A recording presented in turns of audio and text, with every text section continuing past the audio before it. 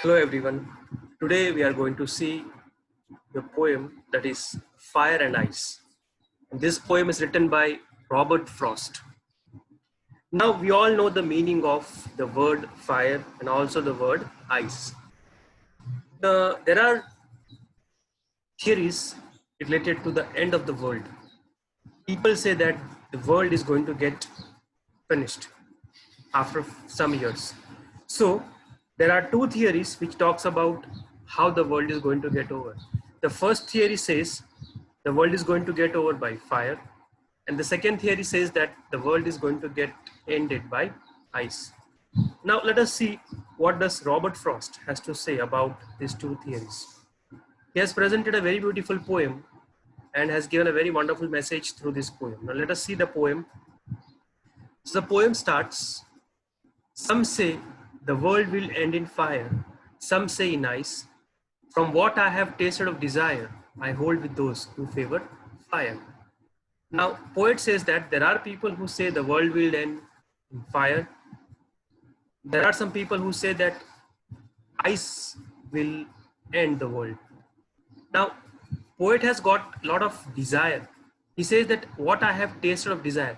Now, the word desire means a strong feeling of wanting to have something. When you want something, when you wish something, when you want to have something, that is your desire. And the word favor means approval, support. Poet says that whatever passion he has, now fire talks about passion, right? The passion that you have to get something, the passion that you have to achieve something, the desire. So fire talks about your passion. Fire indicates passion, your desire, our desires to achieve so many things in our life. So according to the desire of the poet, he says that he favors fire. He says that those who say fire will end the world, he agrees to those people. The poem expresses the profound idea that the world would end in either of two ways. Some say by fire or by ice. One group is of the opinion that someday the Earth's core will get so heated up that it could lead to fire destroying the Earth's surface. Now, inside our Earth, in the Earth we have three cores, right? Crust, mantle, and core. So core is the region where we have a lot of heat. We know this lava, magma, right? Magma is stored at this level, core level. It's very heat zone. The temperature of core is very high. It says that nobody could reach over this place, core.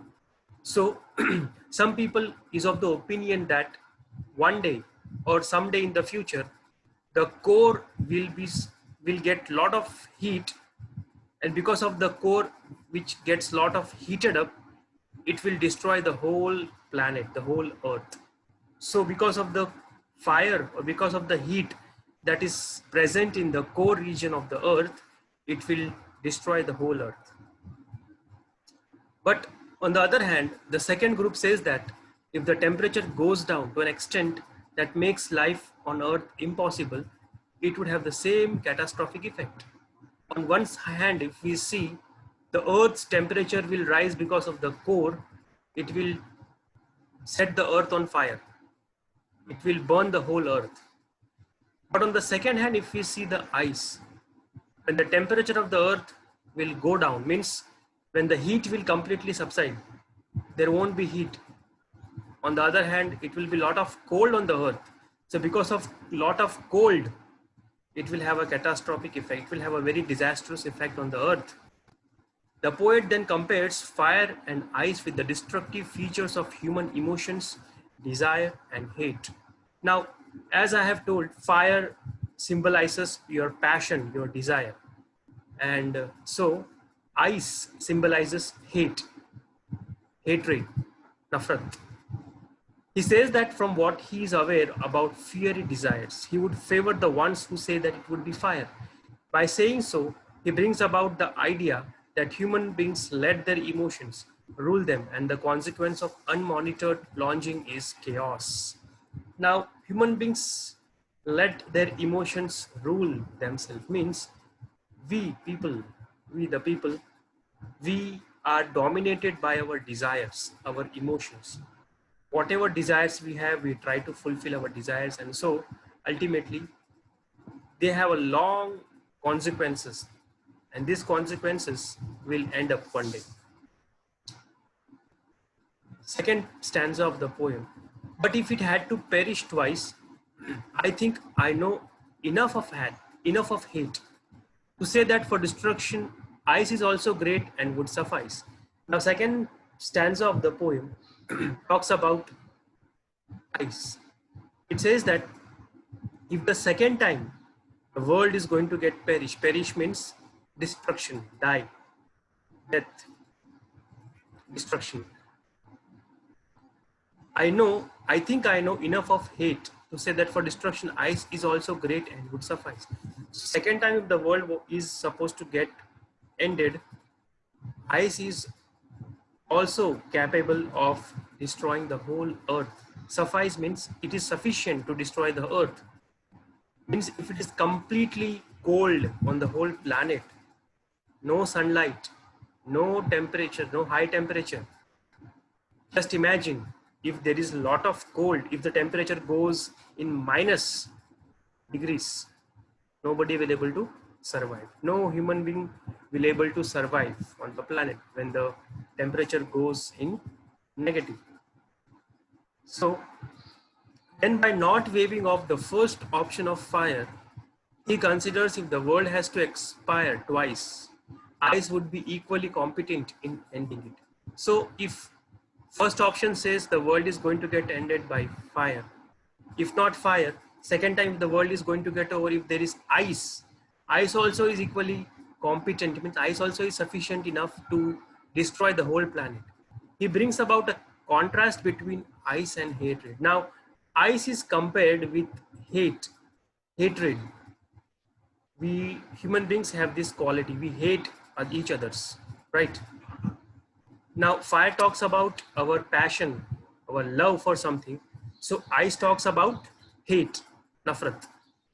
The human capability of intensivity and hatred has the potential for inner destruction. From outside we speak with love, but inside we have a lot of hatred for others. Though slow and steady, it has the same effect that desire has on us. So if given an option between fire and ice, ice would be just as good as fire to destroy the world. As how fire is capable of destroying the whole earth, fire symbolizes our passion, our desires, love for something, love for someone. So is the case with ice. Ice symbolizes hatred. When we have hatred towards somebody in our heart, inside, slowly and steadily, this hatred will keep on multiplying inside. And one day it says that this hatred will destroy everything, right?